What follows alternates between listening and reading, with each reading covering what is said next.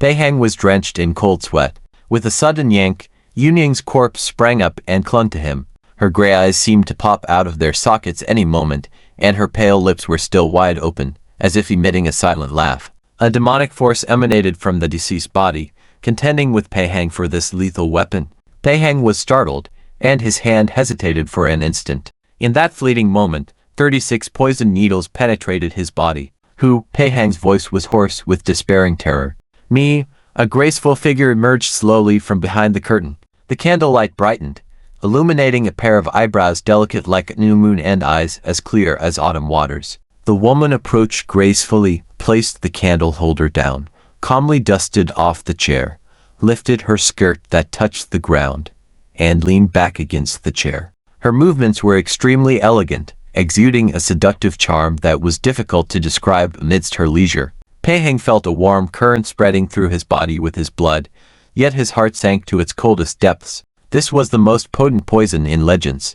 Once poisoned, the limbs would immediately stiffen, and, in another moment, the toxin would attack his heart through his bloodstream, beyond any cure. He sternly asked, "Who are you, exactly?"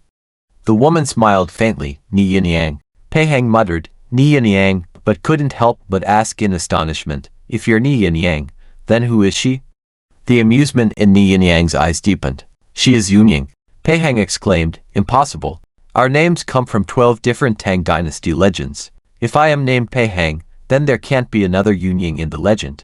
Ni Yin Yang raised her index finger to her lips, gesturing for him to lower his voice, and said, "You're right, but she's not from the legend." Pei Hang was taken aback. "Then who is she?" Ni Yin Yang smiled faintly. "As I said, she is Yunying, a prostitute from Shu Luo town. All I did was give her 10 taels of silver to follow me carrying a basket." Pei Hang stared at Ni Yin Yang and said, "So it was you who spoke to me on the donkey that day? And the maid carrying the basket was this Yunying?" Ni Yin Yang smiled. "You're not too dull. On the mountain road that day, I disguised her as a village girl while borrowing her appearance and voice to meet you." Pei Hang gradually recalled the scene from that day and shook his head. "I had actually noticed something strange about your appearance back then. I just didn't expect you to switch identities with her." Ni Yin Yang said leisurely, "In fact, the art of disguise is far from as magical as rumored. To completely portray another person so that even their parents and spouse wouldn't recognize them is absolutely impossible. However, it's much easier to portray a stranger you've never met before. Besides, it's quite challenging to make oneself look more beautiful, but it's extremely easy to disguise oneself as a heavily made-up low-class village prostitute. The only drawback was that my figure was much better than hers, but at that time, I wore a large cloak and was riding a donkey, so you wouldn't have cared." The blood in Pei Hang's body began to cool gradually. "Why did you switch to the real Yunying today?" Ni Yin Yang sighed again and said, "Your fingers can detect everything in the world and naturally can uncover the secrets on my face. So tonight, this romantic entanglement had to be repaid by Yunying instead.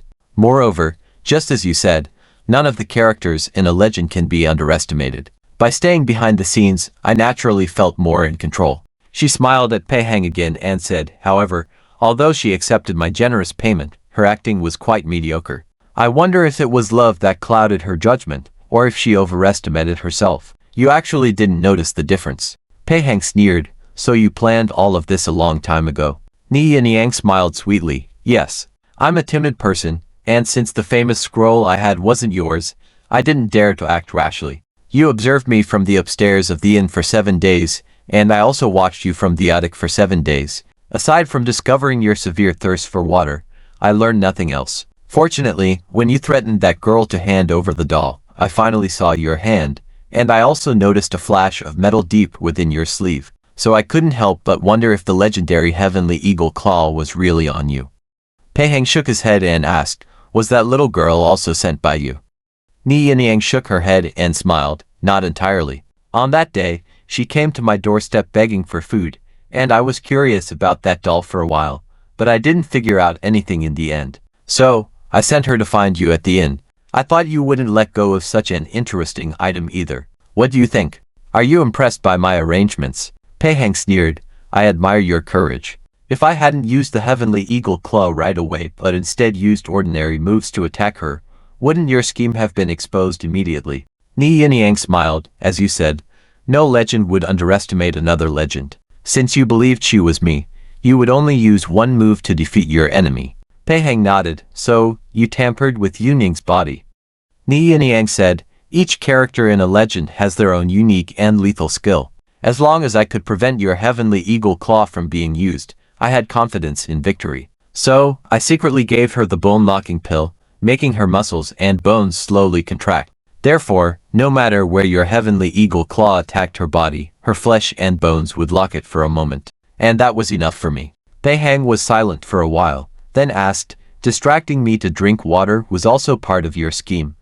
Ni Yinyang shook her head. Whether you were distracted or not, it wouldn't have made much difference. Unlike you, I'm a kind assassin who doesn't torture prey before killing them. And before I kill them, I always fulfill their final wishes. During those 7 days of observation, I discovered that you had a severe case of diabetes insipidus and had to constantly drink water. So, I deliberately found many cups to let you feel comfortable before you die. Consider it a small gesture from me. Pei Heng sighed and was speechless for a moment. After a long silence, he said, since you've thought of everything, why haven't you made your move yet? Ni Yinyang smiled. I'm waiting for the poison to take effect. She glanced at the water clock in the corner and rose gracefully. When the poison takes effect, your blood vessels will burst, and it will be easier for me to see the position of the tattoo on your body. Saying this, she carefully picked up the candle holder and walked towards Pei Heng. As she paced, she recited softly, a sip of nectar stirs 100 emotions. Through frosty mortar, Yuning appears. The blue bridge is the abode of immortals.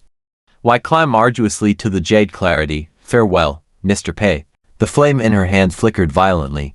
Pei Heng couldn't help but scream. His blood vessels dilated rapidly, resembling snakes writhing beneath his thin skin. Suddenly, numerous muffled sounds came from the darkness as blood vessels burst, and splashes of blood flew out from every part of his body. His crimson body collapsed like a withered log. Ni Yinyang looked at him and waved her sleeve to dispel the bloody scent in the air. Then she bent down and carefully peeled off a piece of skin from his right arm. A pattern was tattooed on it, depicting the scene from the Tang legend Pei Heng where Pei Heng meets Yunying at the Blue Bridge. He was smiling as he received a spoonful of nectar from Yunying. At the bottom of the picture, a white rabbit was holding a jade pestle to grind medicine, but the mortar accidentally tipped over, and a jade branch was pressed beneath it. The artwork was delicate and exquisite, contrasting with the slightly yellowish skin. It seemed like an illustration tucked inside an ancient scroll, ancient yet vivid. Ni Yinyang took the tattoo and sighed softly. Then she picked up the blue scroll with her name on it from the ground and held it over the candle flame. She watched until the entire paper turned into ashes before leaning down to cover Pei Heng's bloodless face with the quilt and leaving. Bang bang, a strange knocking sound came from outside the door.